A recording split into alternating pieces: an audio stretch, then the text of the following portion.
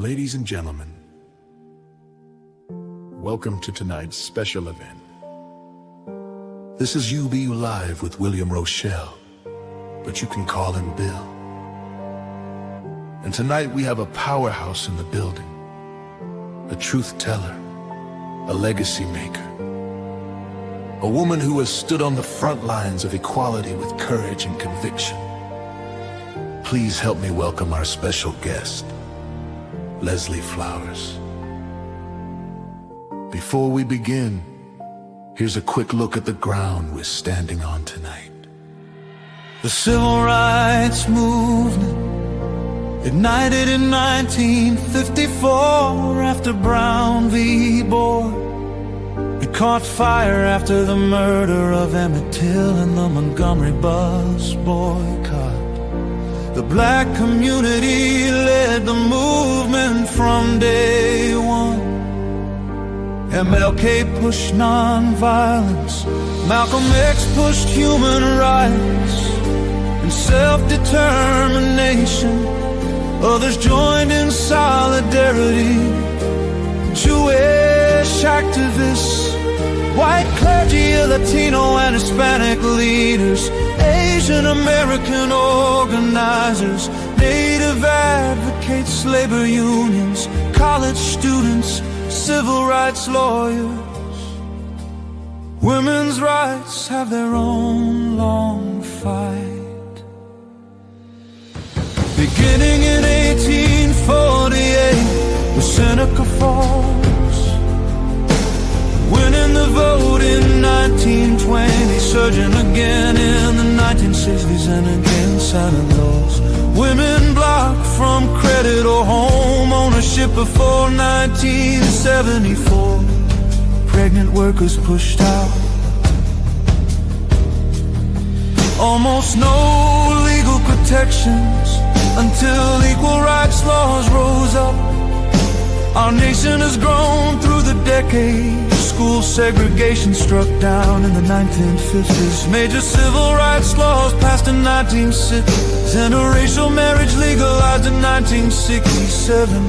Fair housing in 1968. Titleized sex in 1972. Equal credit opportunity in 1974. Disability protections in 1990. LGBTQ visibility in the Clean Outs. Marriage equality in 2015. Renewed civil rights energy in 2020. But we're also facing a heavy truth. Voting rights under attack. Programs cut, affirmative action dismantled, women's rights rolled backward, LGBTQ protections weakened, housing discrimination creeping back. Less oversight means more abuse. Pulling apart decades of progress creates deeper inequality. That's why tonight matters. That's why Leslie Flowers is here. And that's why you're here. So buckle in.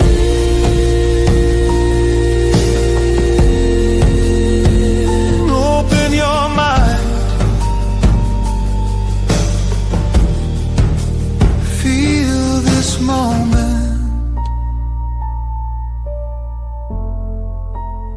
Because now, ladies and gentlemen, the show begins. Welcome to UB Live.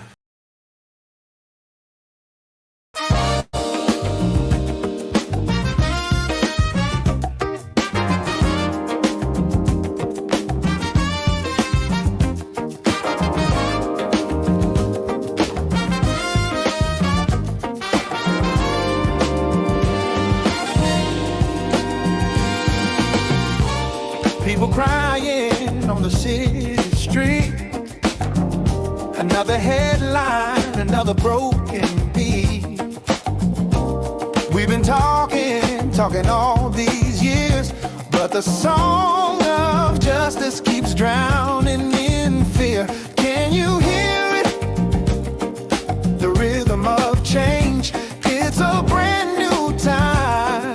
but it feels the same.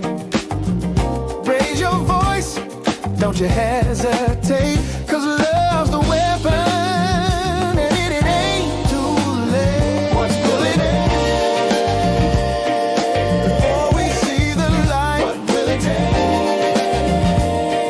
to turn the wrongs to right? Don't be afraid. Don't give me silence. Don't give me hate. Give me a future we can celebrate.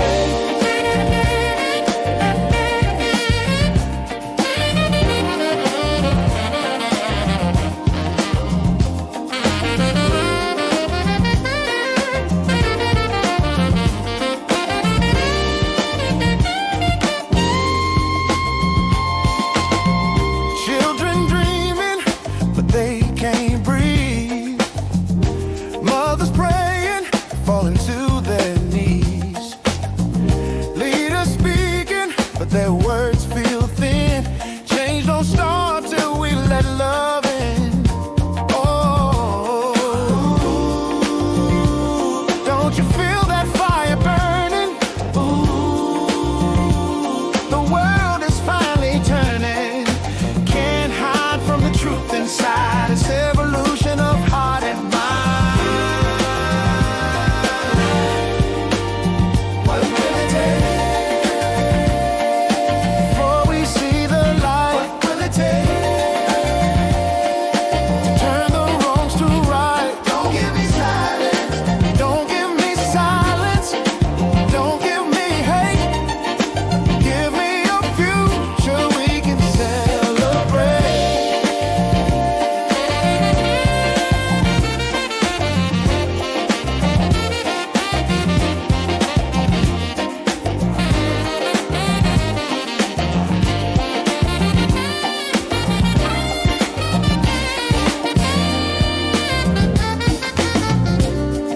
It's 20s who the failed, y'all. But the question is the same. What will it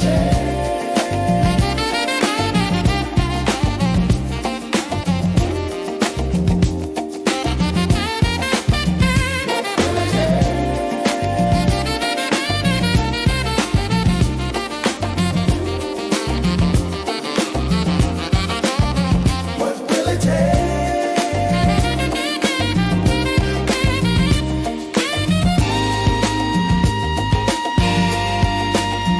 What will it take? Oh, what will it take? Oh, don't give me silence. Don't give me silence. Don't give me hate. Give me a future we can celebrate. Before we see the light, what will it take to turn the wrongs to right? Don't give me silence. Don't give me silence. Don't give me hate. Give me a future we can celebrate.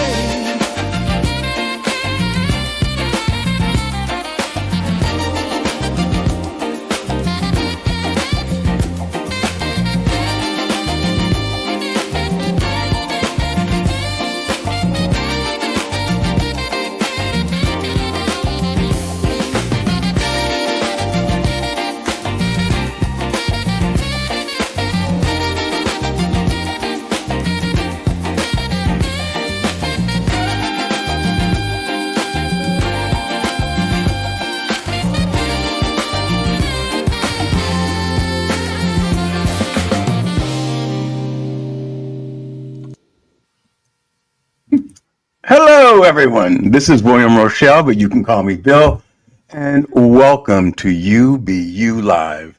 I am so excited to have Ms. Leslie Flowers joining me on stage. How are you today, Leslie?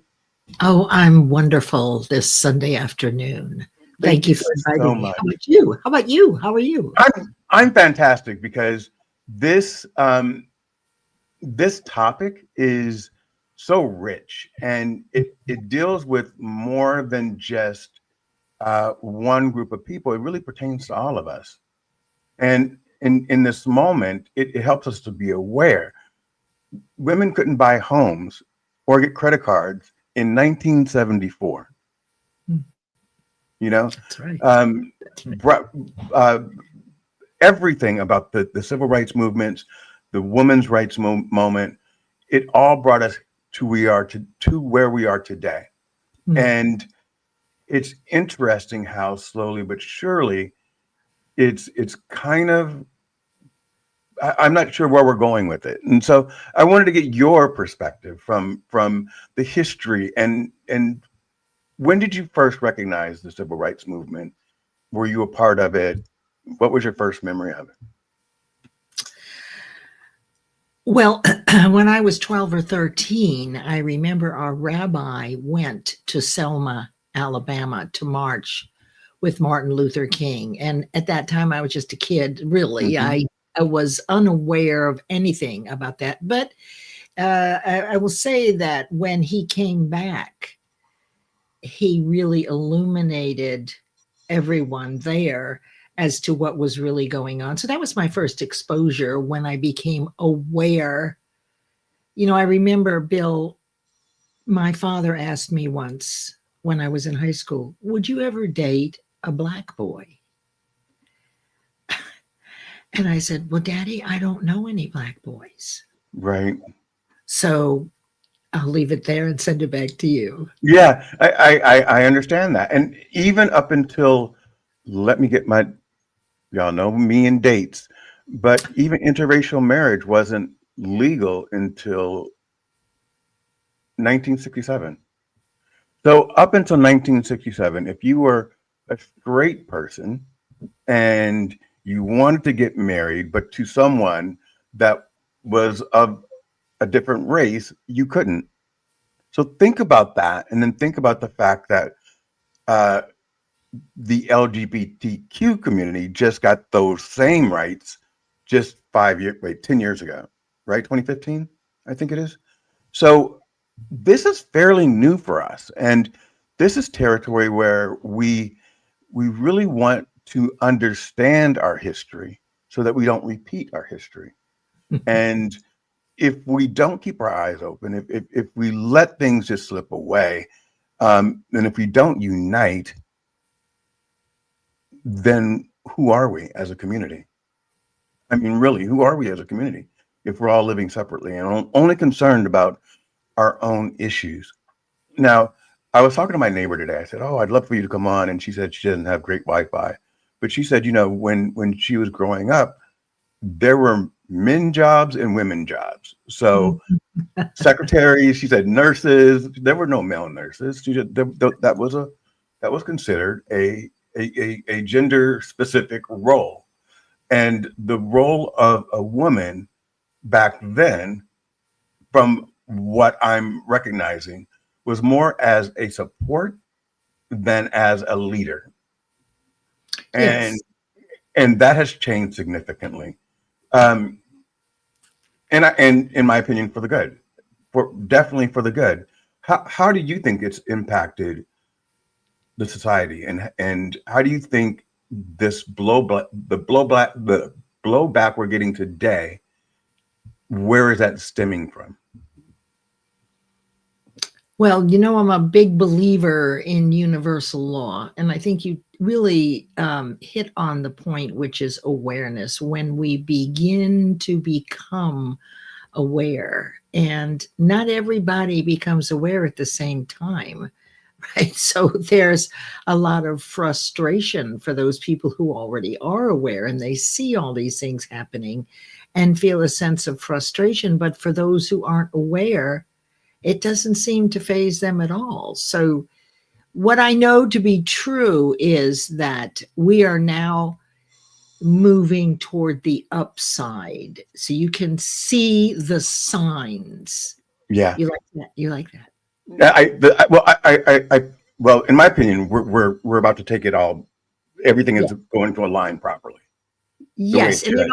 And it always does. The thing is, we don't know by when. Right. That and that's what frustrates human beings because we love to have a meaning for everything. right? It gives us clarity, and we can talk, right? So we know now that things are pretty very rough in the United States and in many other countries. It's not just here. I think it's always happening in our universe all the time. This time it was our turn, Yes. right? And we worked all those decades, right? Step by step, as you pointed out in your wonderful newsletter, that it really is a mystery if you're unaware. And it's very easy now to look back and say, oh, okay, this happened then. And yes, I am totally intellectually aware of it now. But pretty much most of us are clueless as it's happening. And if you want to learn from the past, many people know about this and they don't learn from the past. And there are very specific reasons which we can get into if you want to head that way. Girl, I'm down. I want to learn. I want, my cousin told me, my mother's cousin told me that she's been here before. This is not new territory for her because she did the marches. I remember I remember going with my dad to Operation Push, which changed its name to the Rainbow Coalition, and meeting Jesse Jackson, but I had no idea who he was because I was Right. like 5, and my dad knew him, and and Operation Push turned into the Rainbow Coalition, and I don't know if the Rainbow Coalition still around or not, but that was part of the civil rights movement, still going on in the 70s. So I was lucky enough to be born into the era where the civil rights movement had already taken place, right? Mhm. But there Mhm. was still so much more to do. And my parents were activists, and so I guess I sort of am. I mean, I can't. Everyone always says, Bill, you may be impacting your ability to define something because you're too opinionated, or you're sticking to your guns too hard about certain subjects. But in my opinion, I have certain values, Mhm. and those values are that you and I are equal, Mhm. that I don't care if you work for me or I work for you, it doesn't matter, and that everyone should live a life of dignity and have the basic necessities to get through the day. We're all works in progress. I've been here, and I've been there, and I've been here again. So it's not up to me to judge somebody. But do you feel as if we're taking a step backwards right now?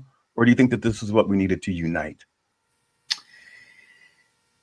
I think that again, we didn't really have a choice. We do now. I mean, so it's hard to understand the good that will come out of this. People that are experiencing food shortages, not enough money for food.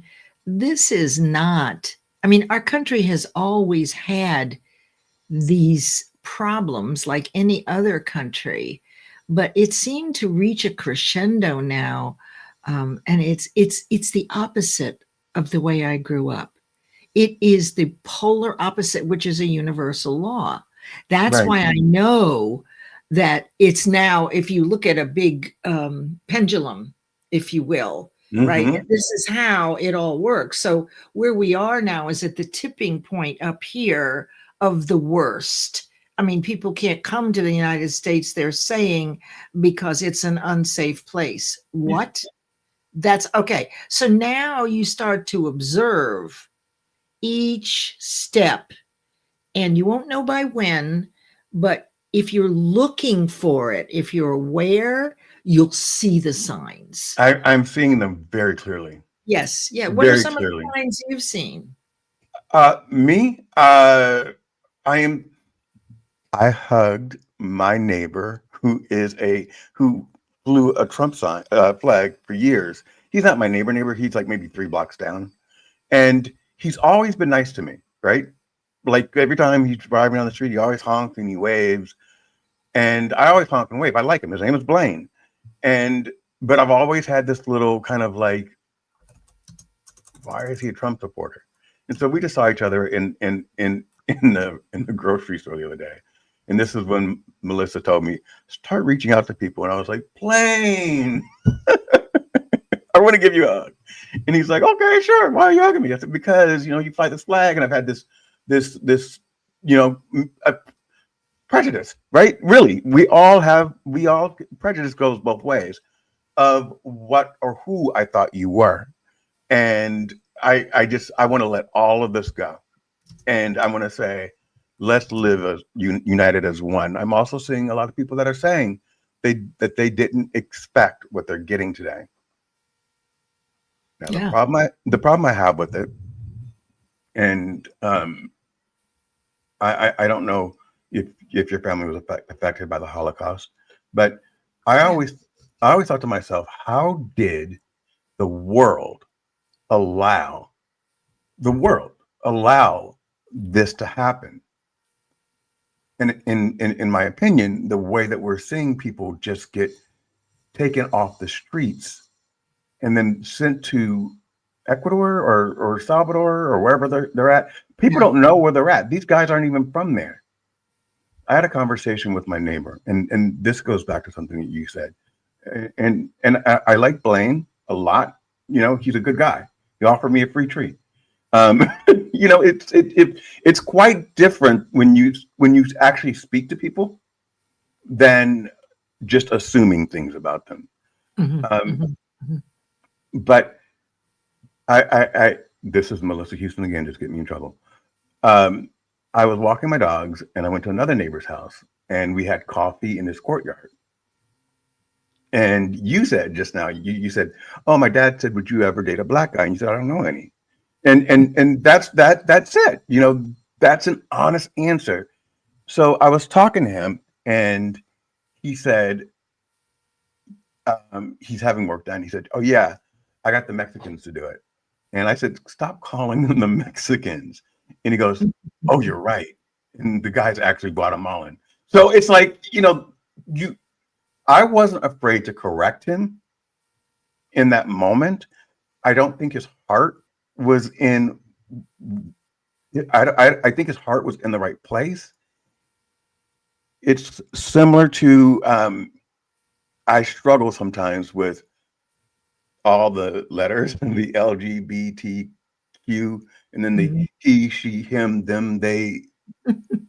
So it's one of those situations. I'm a certain age and I'm not being rude. I'm just trying to understand our new pronouns and all these other things. So once I brought it to his attention, he said several different things. First, he said, it's a shame because these guys are afraid to come back to finish the job because they think they're going to get arrested.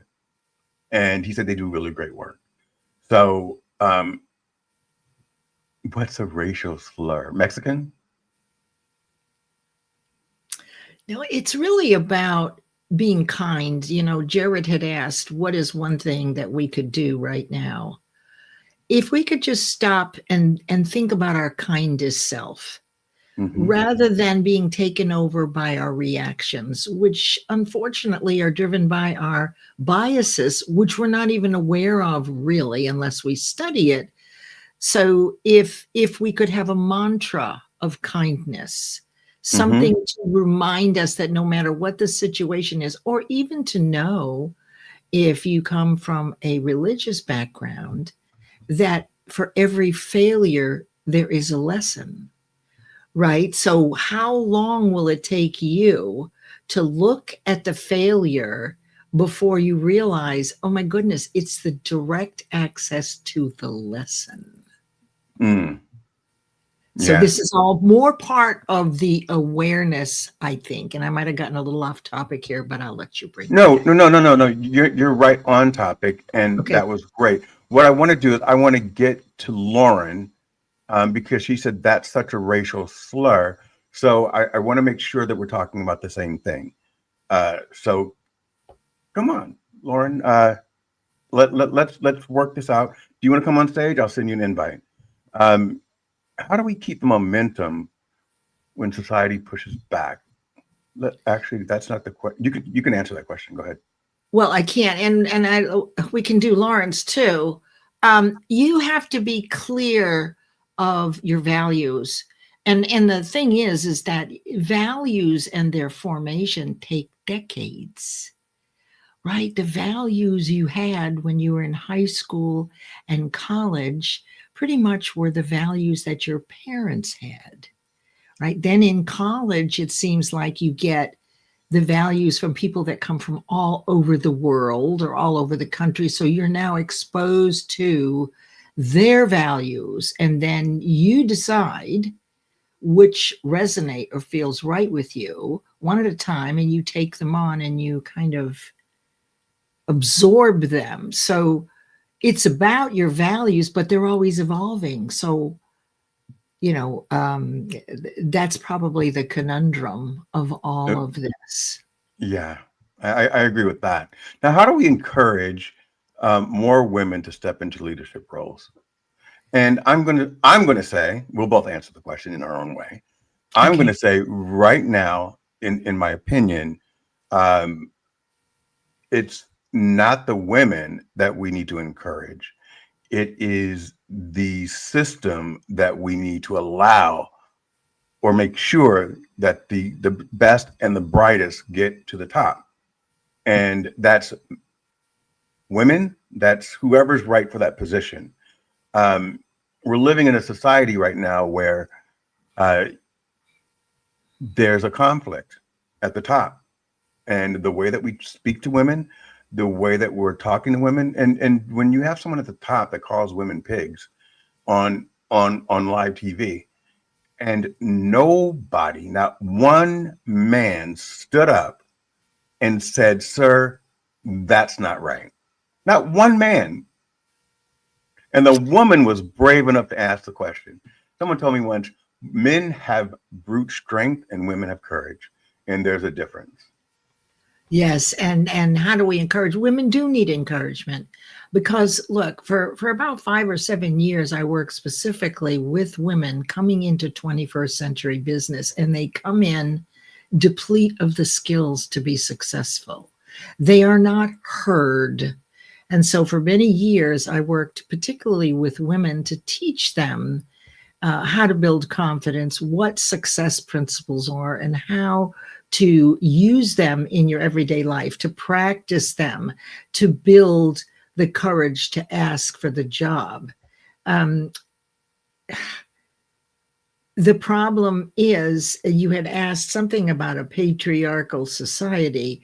You're not going to change everybody at the same time. So really, women came into 21st century business probably 75, 80s, in the 80s to 90s, when the divorce was like crazy. Okay, so now we're down to one parent family living in a 2-parent required economic household, right? So that's where your latchkey,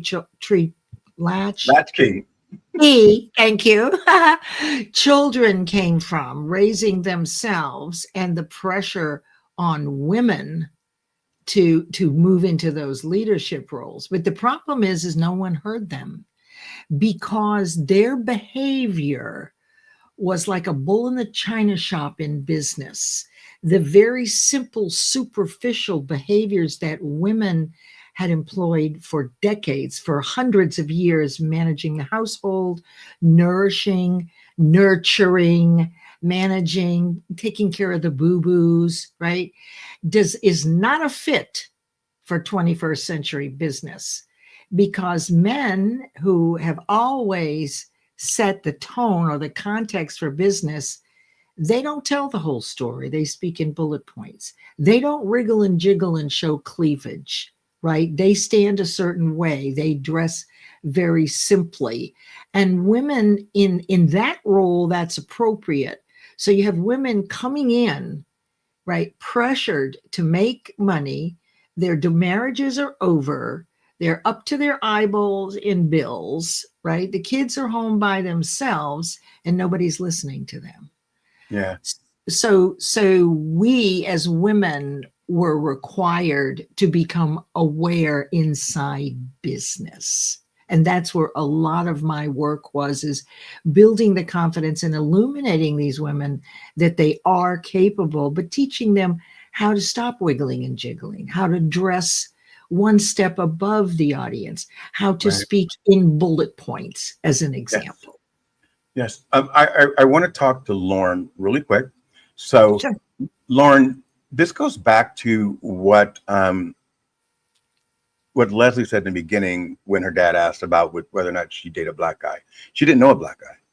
So what I want to say to you, Lauren, is we all need to stick up for each other, even when we're not there. So I'm black, right? Black. But the guy said the Mexican. And I was like, no, don't say that.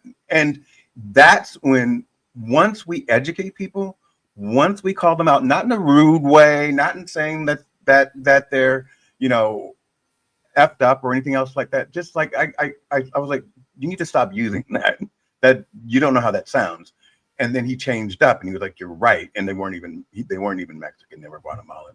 And so that's why I was like, yeah, you need to call them by their names and, not label people in a group. So, Well, think about the labels for African American people. child. Or people from Asia. I mean, what am I calling you this decade?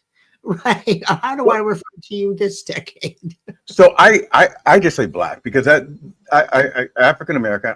We honestly don't know where we're from because we were stolen, right? So we could be from I could be from Africa. Or I haven't done a 24andMe to kind of figure it all out.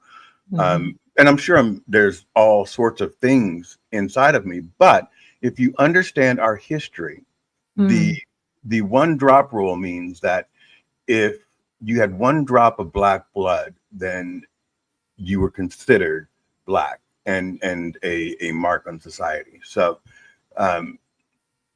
I still go with it because that's how I was raised. And I was raised in this community of love and hope and forgiveness and giving and caring. And I also, Lauren, think that what he said was not correct.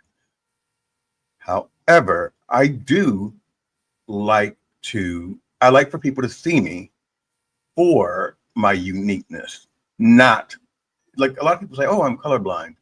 That's great, but then you're not taking into account the fabric of everything that we've built. So you can acknowledge my community without being racist. Does that make sense? Mm-hmm. Yeah. Yes, So yes, there are certain cultures that I want to learn more about. There's certain foods I want to learn more about. When you travel, you recognize that we're all the same. And I don't understand that in the 60s, we were all united, and now somehow we've gotten majorly divided again. And that comes from a narrative. That comes from someone else telling us who we're supposed to be.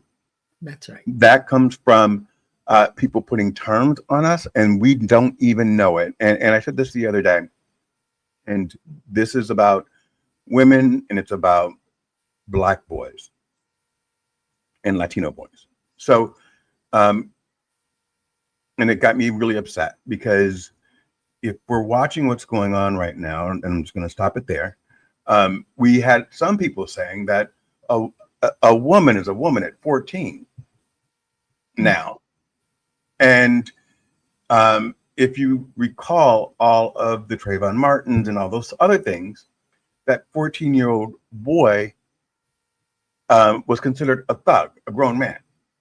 But then Kyle Rittenhouse, a young white kid with the AK-47 that drives across the line to a black protest and shoots people, he's a kid. So why is a 14-year-old woman, I want someone out there to answer this. Why is a 14-year-old girl considered a woman?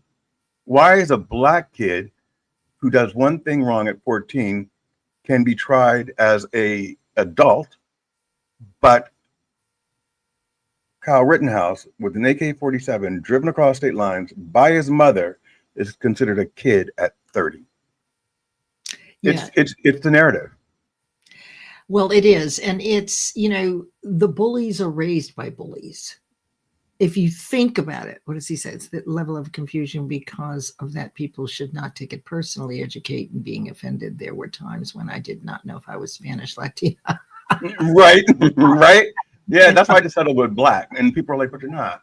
But yes, I am But culturally. I That's think it's about, though, I think it's about what you're talking about is being diplomatic, which takes awareness. To be sensitive, how using a term off the cuff that you've heard other people use, that somehow you will do it automatically without thinking.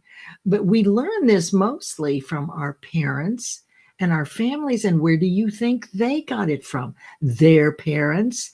And right now, there's a domination of disrespect for all people that aren't white, Anglo-Saxon, Protestant, right? Mhm. If you're not that, then there's something wrong with you, according to those who are in power right now. But we know that's wrong. That's why I know that the universe and God will move the pendulum and has already begun, because that is how our universe works. I mean, when I was in middle school, we moved from Massachusetts to North Carolina, and North Carolina is one of the most bigoted states. Sorry for people listening. There's plenty of them, It's okay. but they're filled with ignorant people that are around ignorant people for decades, and right, so they really don't know any better. We can understand that, but what's going on now, we do know better. And what I remember, my mother-in-law worked in the local cleaners in a very small town, 500 people. And I had to listen to her using the N word as though it was the and it wasn't even used meanly, like in a caustic way. Right. That was just their name, right? Hmm. And because they were totally ignorant of the pain that was caused. They needed to get some distance from it, right? To be objective. And it really takes something to stand up for this. And I will tell you, what bothers me the most is that we all did the work in the Yeah. 60s and 70s and 80s, so that if I wanted to have an abortion, I could. If my children, son or daughter, got into a situation and they chose to have an abortion, they had that choice. What changes everything is that if you don't have the choice, you can't go to work, you can't get the leadership roles. So the frustration for me is I'm tired. I don't want to go out there and march like I did all those years ago. Yeah. And it's your turn. And I have 4 grandchildren, and 2 of the girls voted. And I think they both voted for Trump because of the grandparents, not me, but their parents. One of the parents or the grandparents were super Republicans. That's all they heard. Nana would tell them, oh, no, no, no, no. But they tended to lean toward the patriarchy. Yeah. And I Yeah. also looked up, to see has there ever been a full-blown matriarchy in the world as we know it? No. Yeah. But Never. we're the only are we the only country that's never had a female president? Oh, I Which don't I know. find let's go through it real quick. So Sure. New Zealand has, Mexico has, Oh, yeah. Germany has, um, United Kingdom has Margaret Thatcher, uh, India. India. Yeah, we're the only one. And we're supposed to be the most progressive. So what does like make Supposed it make to be. sense? Make it make sense for me. Okay, I'll make it make sense. So this is part of the process, the awakening, right? More and more people now, men and women, are moving from the 50s woman at home. Gosh, I was in business during Mad Men. That's who I Right. was, right? That was so perfect. And I was a stewardess in the 60s. And My even aunt then, was too. Which airline? Northwest Airlines, and Oh, then charter airlines taking troops into and out of Vietnam in the 60s. so my aunt was the one of, I think, the first Black flight attendant for American Airlines. Wow. And Wow. back, it was it was in the 60s, Yeah. and it was I was old enough. I'm not in the 60s, guys. I wasn't born into the 80s. However, why are you laughing? No, it was a laughter of recognition. Okay, thank you. But see, I'm squirrel. So what was I saying? No, I'm just joking. We're talking about your aunt when Oh, you hadn't been born, but she had, and but she she was had, and she, stewardess. and during that decade Mhm. of the 70s, I remember even on television, they said, "Oh, what is she? Is she a model? Is she a stewardess, or is she a movie star?" And all, like, if that was it. Like, if you were a stewardess or you worked for the airlines, you were just like upper echelon and almost treated like royalty because you were flying all over the world. And back then in the 70s, people weren't doing it, so her life seemed glamorous. Um, the travel and everything. It was glamorous. Was It it? it was freeing. I mean, I flew US, but I also flew troops into Vietnam where I got to spend 2 days layover in Hawaii, 2 days layover in the Philippines, drop them off in Vietnam, pick up the guys going home, and then spend a day or two in Japan before heading home through Travis Air Force Base or Fort Dix in New Jersey. So it was it was so much fun. And it really, I was living in San Francisco at the time, down a few blocks from Janis Joplin. This was the heyday of the 60s.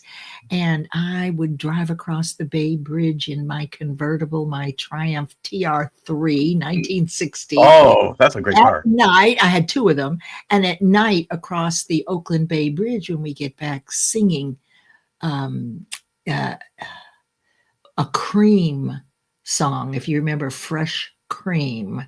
Um, in a dark room with black curtains. I Anyway, don't. singing at the top of my lungs after spending 10 days all around the world and coming home to my beautiful little apartment in San Francisco to wait for the next flight. So it was, we had such a great time, but there weren't many of us, right? There Right. weren't many of us. So I'm not sure where we were going. Oh, I was telling Oh, you how we solve it, or did I go past that?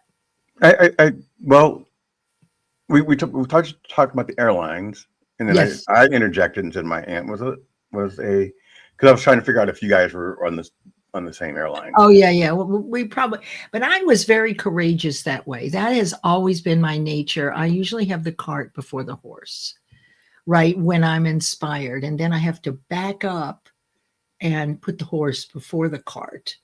But I've always been very great at coming up with ideas and pretty lazy about completing them. That's why I created the 12 laws of achievement. And that was who I was up until about 25 years ago. And this Okay. last 5 years has all been deep study rather than reading every book in sight, reading one book year after year after year to become an expert and to absorb the processes. And I'm speaking of Think and Grow Rich, which is the #2 bestseller of all time, and which is the principles of success. The answer to all these questions is there, but one must be ready and willing to put in the time. And that's not who we are. We've lost focus and concentration. So one of the things that I do is get people to understand the power of one big goal at a time. not to be confused with the tasks to reach it. You can call them Mhm. little goals, but by doing something one at a time, because we have a sensory overload of possibilities. It's an exciting world. I mean, there's a million things to do. However, if you want consistent results, then you want to do one thing over and over until you get it right. Then you can, it's part of you and you can reproduce it. It's Right. easy to do. But if you don't, no one ever learned how to set a goal. I have asked for 20 years. Nobody took a course. So our parents didn't know, our grandparents didn't know, the teachers didn't know. It's not unlike people that are in neuro and get degrees from university. They have no clue about the mind. Mm. They collapse brain and mind together, and they don't like to be told or to become aware of that the mind is quite distinct and it's what controls the brain. They don't like that because they've never learned it. So I have, out of confusion comes clarity. So when you do the one goal and you follow the process and you're careful about it, once you learn it, you can be consistent in your achievement. And after all, we want consistency. We don't want haphazard and sporadic results. We Well, would like to. Yeah, go ahead. I think that's why we feel so rattled, because I kind of like the 4 years of not hearing from the president, like every day. I kind of like I kind of like that, you know. And every morning I wake up and I'm like, what has he done? Like it's insane. Let me ask you this. So, and this is the killer. Okay. How do we justify having someone that's been convicted of 34 felonies, is definitely in these files, a pedophile, allegedly, we'll use that for legal purposes, but has actually been accused of sexual abuse, in the state of, and fraud. He can't operate in, he's a fraudster, cannot operate in New York. How do you justify it? Wait, one more thing. Okay. You know, the ACA. So I happen to be on the ACA, and it's free for me, right? And I don't know what ACA is. they call it Obamacare. Okay. Oh, of course, of course. Yeah, Okay. yeah. Got it. And it cost $37 million for them to subsidize it. They didn't do it, but they gave 40 billion to Argentina. We have the $300 billion ballroom, and we're going to war with Venezuela for no reason. And they're stopping the poorest of the poor from being able to get food. And they've laid off over 1 million people since the beginning. If someone asks me, why do I talk about what's going on in the world? It's because no one wants to. And if we sit back, it goes back to my original question when as a child that I posed to Leslie. I said, when the Holocaust happened, as a child, I was like, how did the world allow this to happen? And for those of us that are looking away while all this is happening, I don't know what to tell you, but Well, we didn't learn. We didn't learn from it then, did but that's why you need to learn. That's why you need to know your history. That's why we need to talk about it. And I'd like to correct you, if you don't mind. Oh, absolutely. Please do. So, living in Florida is different. And I think you mentioned North Carolina. I'm not sure. I think that's Yes, so. yes. What's happening here is they're putting less money into education. They're restricting the books that you can read, and they're creating narratives for people to understand. So when we talk about a community, they don't know. Like, I honestly believe in my mind, in my heart of hearts, that there's a section of the United States that does not understand our true history.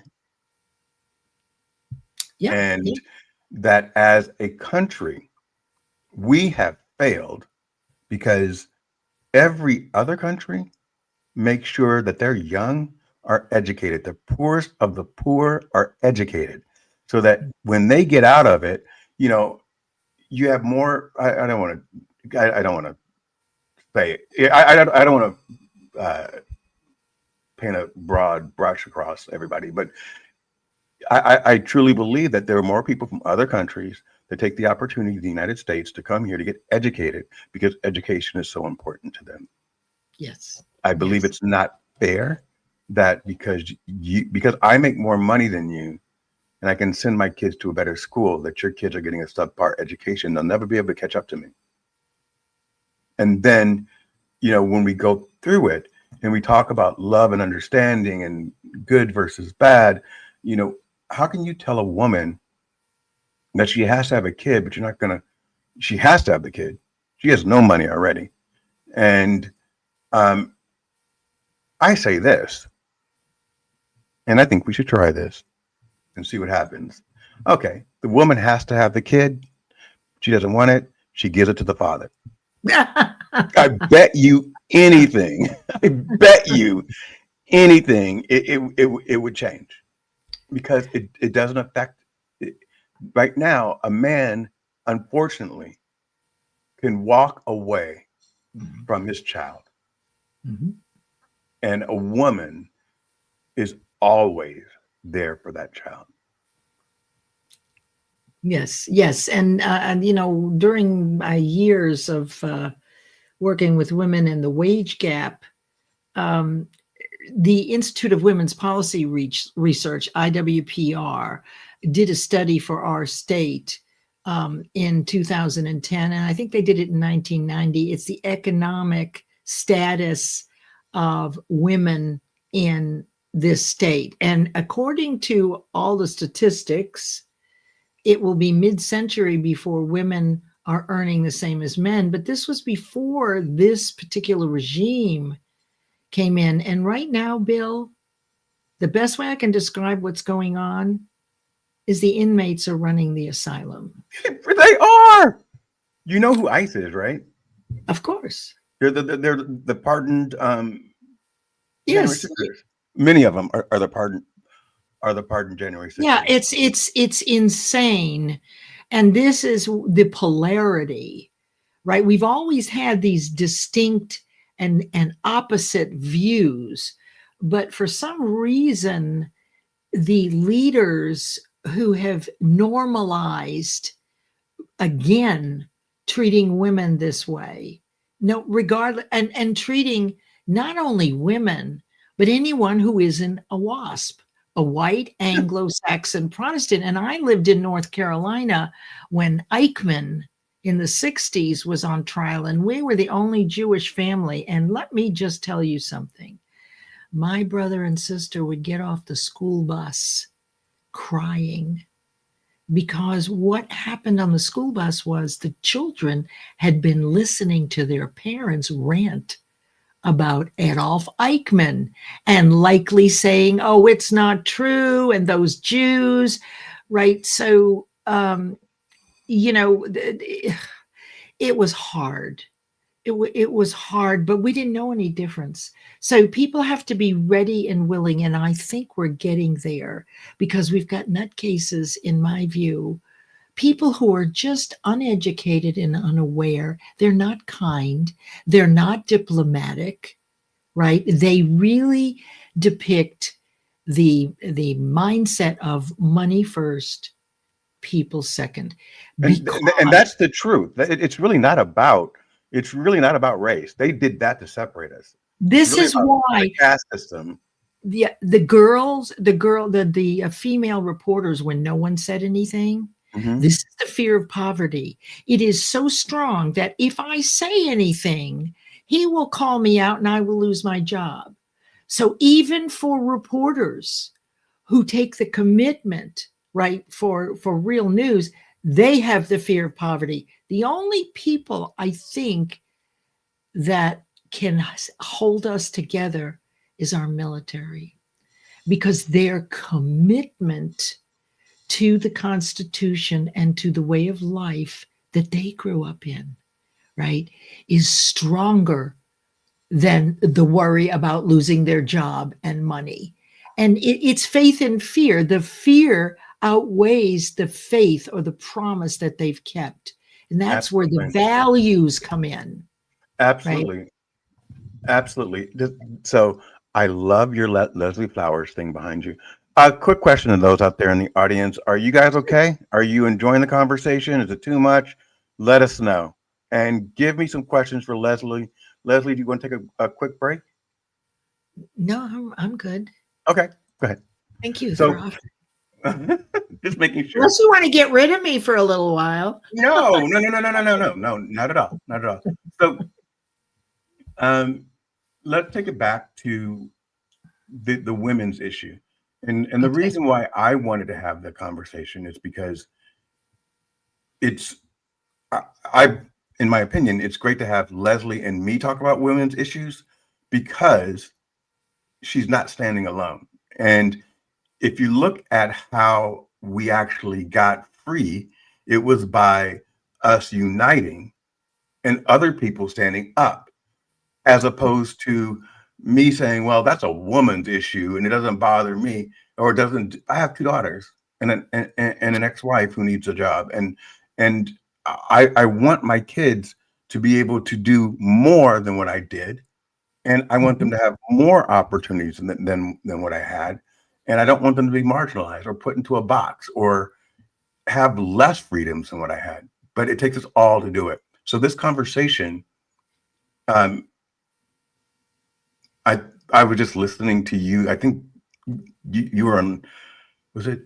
You were on Soulman, and I said, Leslie, I'd love to go over these topics with you because I want to bring it to the attention of everyone out there.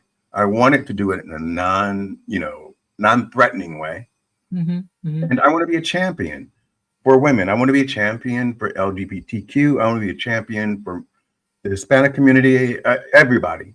If you have a good heart, Yes. if you are a good person, come on, we can vibe. If you are unaware and you are a good person, I can help you, or I will try my best to help you, because there are people that they just don't know. That's And right. because of what they've been sold. So I'm going to encourage everyone to think on their own, to dig deep, to understand what's going around you, because when the bottom drops out, you don't want to be standing on that floor. That's right. You want to move over to the corner. And I believe that when you unite as one, no matter where you come from, no matter what your differences are, it's greater. It's greater. By the way, did you know that I don't know if you know about it, but I was one of the first people to start like JDate.com. JDate? You did? Yeah. No, Joe Shapiro and Alon Carmel started it. Do you know them? No, but I know what JDate is, and I Of always course. but I always hated Jewish boys. Right? That was my bias. So for example, there's a whole bunch of jokes that I remember my parents used to listen to on Ed Sullivan. And one guy would say, the Jewish mother buys her son 2 shirts. He goes and tries one on and she says, "What's the matter? You didn't like the other one?" Right? Those kinds of jokes, right? That kind of humor was kind of gentle, but even my own children, they love, oh gosh, I don't even remember the name of the series, but it's a family and they're a Jewish family. It's kind of a modern series. Oh, Mama, reminds us of us when we went to a restaurant. You couldn't make your mind up about what you wanted. So there's some sweet things about it, but in general, it's time for us to encourage people to simply wake up. One of the things that disturbs me in both my children, one, they're married, long-term marriages. One is a Democrat and one is a Republican. Now, in one family, they don't discuss anything. So they just simply do not discuss it. But I can discuss with my son-in-law, who was a staunch Republican. Mm-hmm. And he can listen to me because we're very objective, and he tells me things I didn't know, right? And I tell him things I didn't know. So there's never any emotion. We're very civil with each other. That's what's missing. People are so angry that they're fighting. We had Nixon and Kennedy. We've always had two sides, but never to this extent. That's Yeah. why I know, Bill, that we're in for some really good times. I just can't tell you how long it's going to take for it to go back. And I don't want to see interracial marriages disrupted, same-sex marriages disrupted, all that work to And do that's what it was. It was work, real work. real work. Yeah. It, I like the world more open. I like people to be able to be who they authentically are in their body without shame. I am not going to sit back. My brother and his wife were at a bar, and the waiter was, I guess, very effeminate. And there were these two big burly guys. And my this is my little brother. He's a little tiny guy. And the guy kept harassing the gay guy. And my brother said, "You got to stop that." And I'm like, I would have done the same thing. Like, I have no clue why we are like that. Just like I told the guy, you need to stop saying that. It wasn't even a thought. I immediately just like, no, that's not right. I don't know if I embarrassed him or not. He seemed enlightened, whatever. But Justin grabbed that big guy and pushed him to the wall because the guy had punched the waiter, the gay waiter. And my brother, when he told me the story, it was with kind of emotion, like almost tears. But he said the guy came to him, and the waiter came to him and said, "I'm sorry about that." And Justin said, "Why are you sorry?" He said, "Because it happens all the time." Hmm. So he had gotten so used to people hating him for breathing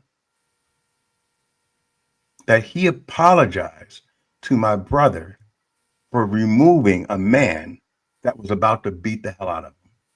Yeah. And my brother said, he realized that the guy could like basically squash him. So he took his phone, he threw it across the room so that the guy would go chasing after his phone. So my brother could run out. It was very, very funny. But that type of living in fear, I don't accept. And it's ignorance. It is. And Kenny said, when people know better, they will do better. Exactly. And that's the whole thing about awareness. And, I had an example in one of my rooms with a very good friend as I describe how you want to feel about the goal that you're going for strongly enough that it outweighs the natural fear that comes up because you haven't done it before. And I got to thinking about, oh no, I kind of lost my train of thought. Let's go back to you. I lost where I was going with that. I liked what Kenny said, though. That was when you know better. Oh, I know what it was. So this guy, I used the word obsessed, right? I used compelling, right? But what I didn't realize was that the word obsessed to this particular person, who I'm pretty sure had a Christian or certainly a Christian background, his mind with the word obsessed, it was negative to him. And I asked him about it, and he told me, so I pretty well stopped using the word obsessed, and because it has a trigger to it for people, and I want the word obsession or the words that I use to translate into compelling, deep, unexpected, unknown desire for something. You want it, you know you're the one, you have to do it. You don't really know why, but you're doing it anyway. Right. Right? That is obsession. People who came up with computers, the greatest gifts. Think about the Taj Mahal. These people were obsessed, and it's actually an unbalanced mindset when you're in that place. If you ever been around someone who is obsessed with their work, hi, Kinga, you just Sorry, Kinga. no, it's okay. It's okay. So, this is all about diplomacy. So, but to your point, there is a way to let a person know and to teach them something small. And the way Jay did this is my friend Jay Pasqua. Oh, okay. I was confused why he kept pushing back on the word. And then he told me, he said, because I have a completely different feeling around the word. So I don't use it much anymore at all, because there are a lot of people like him, and I don't want to trigger people. I want them to get the message. Yeah, and I think communication is key. The fact that he told you allowed you to course correct. That's right. And a lot of times we step into it accidentally. I don't know if you've heard me say I use the English language very loosely. I'm not mad when I say I'm mad. I'm just like, I use it loose. One time I told one of my a guy that I work with, I said, "What's up, Duck?" Because when I grew up, there was like this "What's up, Doc?" So Right, I was like, "What's up, Duck?" Yeah. But to him, growing up in Florida, a duck was a very bad term because we have lots of ducks and they're really stupid. And so I had no clue. Like, I'm like, why is this guy livid? Right. Because I'm what's up, Duck? I wouldn't have gotten offended because I have no mental correlation between a negative stigma of a duck, right? That's right. But he told me, and I was able to go. But he told me after I said, "Why are you mad?" Because you could feel people's energy shift. Well, he was unaware. He probably didn't know he was mad. And I would say that 95% of our day is this automatic reaction. It's not thinking. It's really not thinking when you have that kind of reaction, but it does take over your thoughts. It does. And so only one thought prevails at a time. So we want to do as little as we can to distract people. And haven't you noticed that the thing we've lost the most is our ability to focus on one thing? Yes. And I'm having a difficult time with that because I am of a certain age and I'm doing this live podcast and I love it. And it's unscripted because if my worst shows are the ones that are scripted because I'm trying to read, but you don't really get the energy because I'm just reading words on a sheet. But I like having real conversations. The problem with that is my attention can get easily distracted. And then just like we've done today, I'm like, okay, I'm going to throw it to you because I just forgot what I was talking about. But yes, I'm concentrating right now on the comments, on you, on the next video that's going to play. There's all these things, and I try to focus on. I've made more of an intention to just focus on my guests because sometimes the comments, they will disrupt my thought. That's right. And so, and I did that for the first time last Sunday with Aaron. We didn't look at any of the comments. Him and I just talked. And when we had a couple of, I had a couple of gaps in there, he took over and he would read the comments just to kind of fill in the gap. But we were just having a conversation. We were letting whatever's going on over here thing. So how does life look after this? Well, for me, it's choosing where to focus, who to work with, to clean up any regrets. and there's someone in the audience here that I love very much, that we have a broken relationship and he knows who he is. And so this is my chance to reach out to say that I've grown and I was wrong. And will you forgive me? And then I will have no regrets, so that I've expressed myself. So it's more about, So is that official? Is that what that's what you're saying to this person yes, right they're now? here. Yes. Yes. Because I'm a truth teller.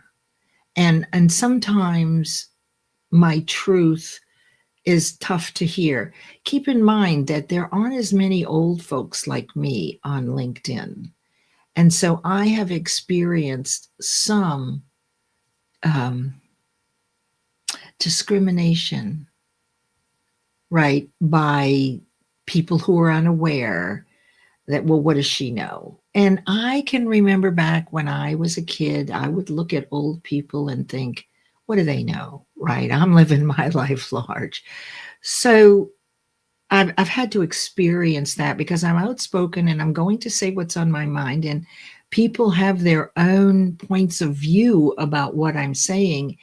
And there's some sort of joy in looking for the bad, looking for the errors. My daughter was a baton twirler. And the one drop is what everybody remembers. It doesn't matter that she would twirl 3 or 4 batons. They were lit fires on the end, right? It didn't matter what her routine was. Drop the baton one time and everybody focuses on the negative. So it seems like we're patterned to look for what's wrong Right. rather than what's right, when both are there. When someone says something that hurts our feelings, we look around and we wonder, well, why do these people, why? But we've forgotten about the scads of people that love us. Why don't we focus then on those people when we need to know that we are loved? But I still believe it has something to do with our fears. And they're so strong that we continue to bring them back up over and relive them. And it's sometimes hard for people to get through. So thanks for letting me do that, Bill. I agree with that. And I hope it was received well. I'm sure. Okay. Good. Yeah. Good. I'm glad I did it because there was no other way to do it than this, and I didn't plan it. So I'm just excited that I got to. Good. I'm excited that you got to do it too. Thank you. I am. And hopefully that's the beginning of a healing journey. Yes. Yes, absolutely. So clean up your stuff. Clean up your own stuff. That's what I'm concentrating on right now is, getting my entire life back together. We have to live and let live. I agree with that. Lauren, you're not older. I don't know what that means. You're about 15. Kenneth is saying ducks are delicious. What's love? Yes. Yes. You can't be negative and positive at the same time. So if you're heart-centered, you're in service. If you're ego-centered, it's all about you. You can't do both. And this is one of the things to clear speakers, and what a speaker will do, whether maybe intentionally, maybe not, is to remind themselves who they are for people. What are they doing there? What is the message? It's not how you look or how you're feeling necessarily, or your own worries or your own fears. It's about the message that it lands in a way to make a difference with other people. So it's an intentional practice, and it's something I do before I go live every time. So when technical things happen, it doesn't bother me, not too much, not really, because I don't want the technical aspect to interrupt what I'm trying to share. Right? Right. Absolutely. Absolutely. I think I have one more question for you. Okie dokie. I might have two. Okay. Does anyone have a question specific? Love is speaking from your heart, William. Awesome program. Have a great evening. Thank you, guys. Um,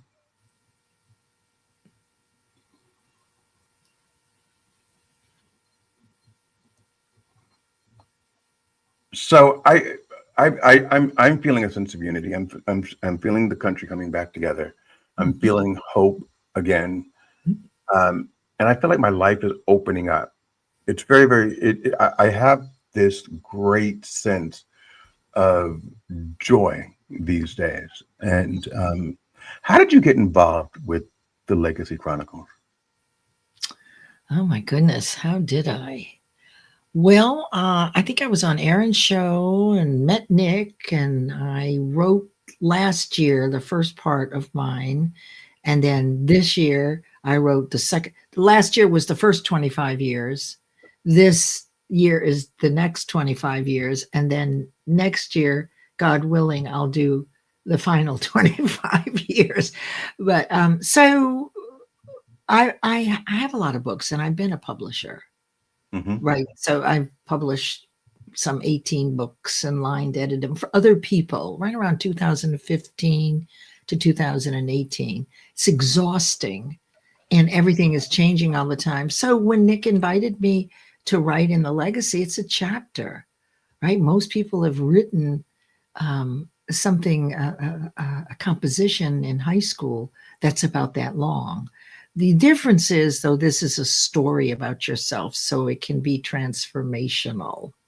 But that's how I got involved. And now all I pretty much do is teach. I do have a my one paid program next week where it's a 3 hour transformational experience where I teach you everything I know in the first 90 minutes, and then we connect with the universe and all you download all of your goals that you've never thought of and put them in priority order. It's a wild transformational experience. But I teach 2 times a week.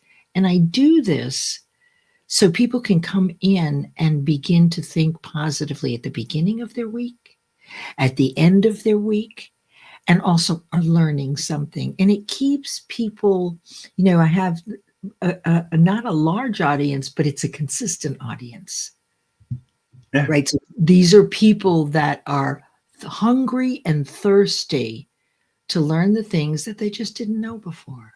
That's how it is with goal setting. You just were never taught. And I have 500 documented 12-week goals based on this process, which comes from Think and Grow Rich and all my work, as proof of consistent achievement when you have one goal. And that also goes a long way to the discussion we were having about focus. There is such a sensory overload that people can't concentrate anymore, but you must be able to focus. So you have to do practices to develop your focus again. And there are ways to do that. Thank you for that. Sure. Um,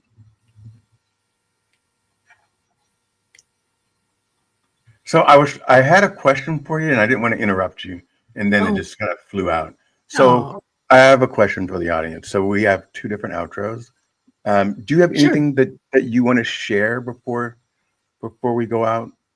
We have 300 people still on. I mean, we've Okay. been on for an hour and 18 minutes.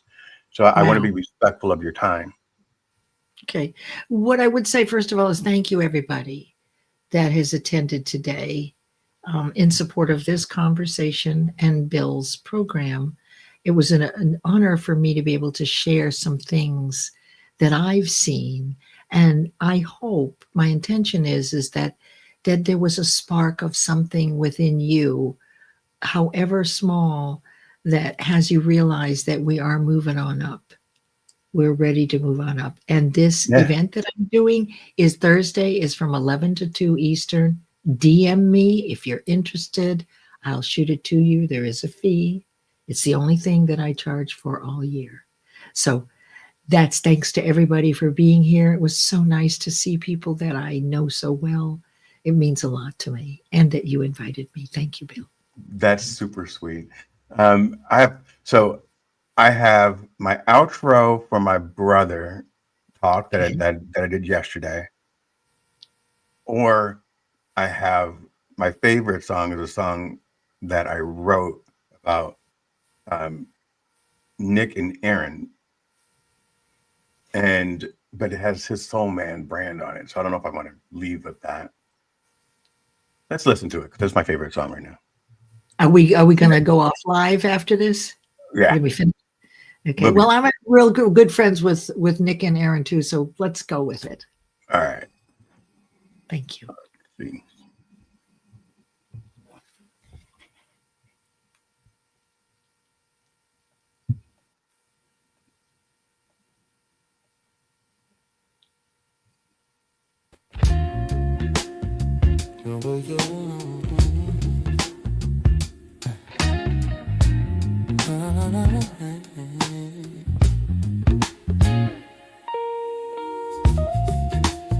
Waking up the day that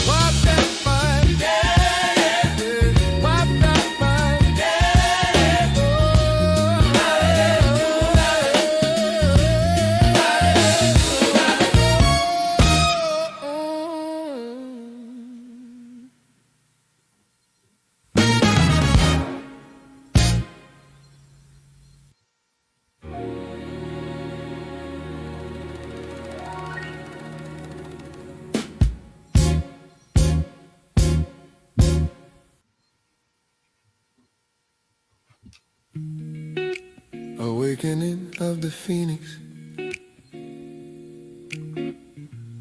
Cut the shirt, I'm fading fast. Yeah. Street light flicker, shadows pass. Heartbeat sounds like drums in rain. Blood on the road, but I feel no pain. Little dot of light in the black. Whirlpool's thin, I can't fight back. Yeah, Whispers flow through the dark. Her voice finds me like a spark. Oh, why can't I move? Why can't I breathe? Am I still here? Or just a memory? And the phoenix wakes inside my chest. Fire in the broken, hope in the mess. I was nothing but ash and dust. Now I rise because love said trust. Yeah, I rise because love said trust. Yeah. Sleeping cold inside a car.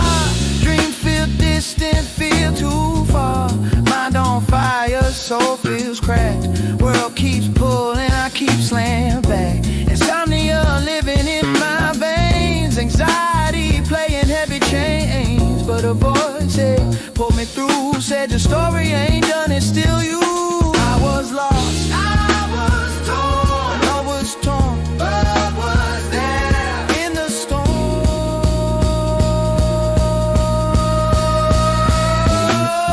And the phoenix wakes inside my chest. Fire in the broken, hope in the mess. I was nothing but ash and dust.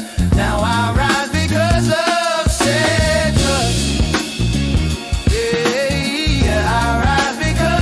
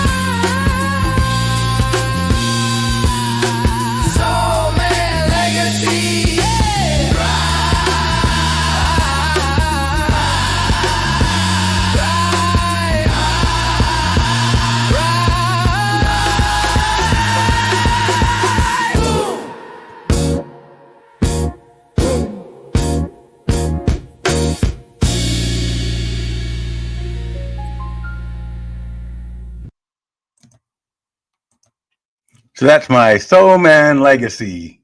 It was, I had such a great week working with Aaron and Nick, and starting this week with you is even, well, it's not better. It's great. All of you have been great. And it has actually encouraged me because I was kind of feeling like stuck, in between.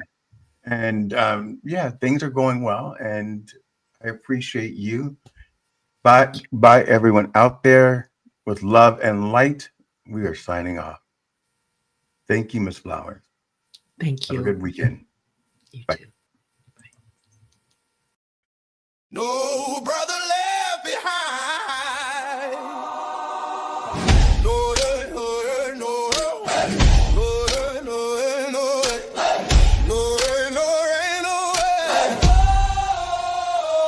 Born in the heat, raised in the grind, different mind, same bloodline. We talk loud, stand tall, make noise. Build this bar, no fake boys. We'll go right through the rain.